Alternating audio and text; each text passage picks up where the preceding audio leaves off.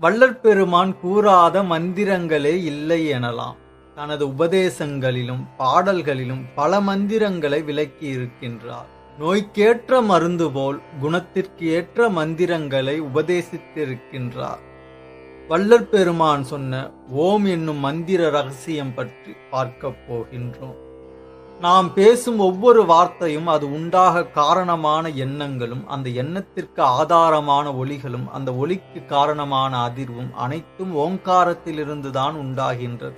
வார்த்தைகளுக்கும் எண்ணத்திற்கும் மிகப்பெரிய சக்தி இருக்கிறது. அதனை தேவையற்று பயன்படுத்தக்கூடாது. என்னுடை வஞ்சக இயற்கை யாவையும் பொன்னுடை விடையினோய் பொறுத்து கொண்டு நின் தன்னுடை அன்பர்தம் சங்கம் சார்ந்து நான் இன்னுடை புகழ்தனை நிகழ்த்த செய்கவே. அருட்பெருஞ்சோதி அருட்பெருஞ்சோதி தனிப்பெருங்கருணை அருட்பெருஞ்சோதி. எல்லா உயிர்களும் இன்புற்று வாழ்க, கொல்லா விரதம் குவலயமெல்லாம் ஓங்குக, நல்லோர் நினைத்த நலம் பெறுக, நன்று நினைத்து எல்லோரும் வாழ்க இசைந்து.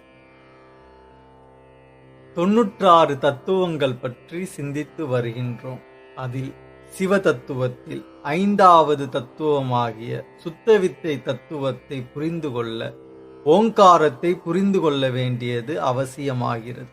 எனவே இந்த பதிவில் வள்ளற்பெருமான் சொன்ன ஓம் என்னும் மந்திர ரகசியம் பற்றி பார்க்கப் போகின்றோம்.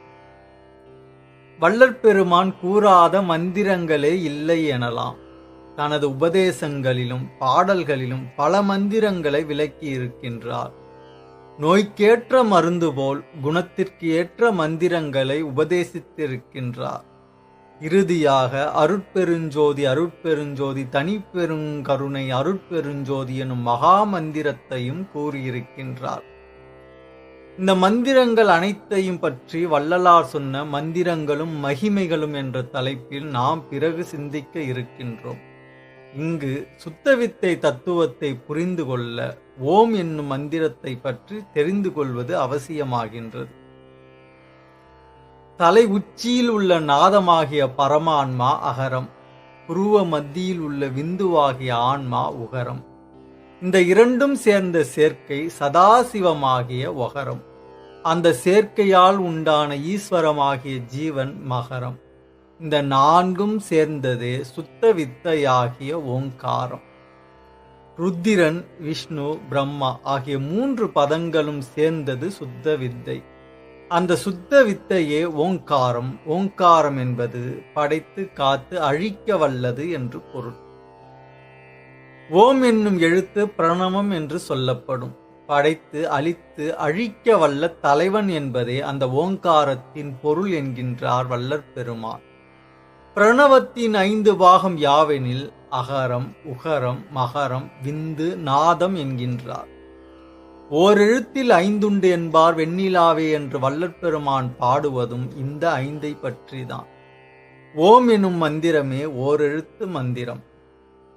இந்த ஓங்காரத்தின் மூலமே காரண தேகம், சூக்கும தேகம், தூல தேகம் ஆகிய 3 தேகங்களும் இணைக்கப்படுகின்றது. ஓங்காரத்தின் மூலமே காரண தேகம், சூக்கும தேகம், தூல தேகம் உருவாக்கப்படுகின்றது.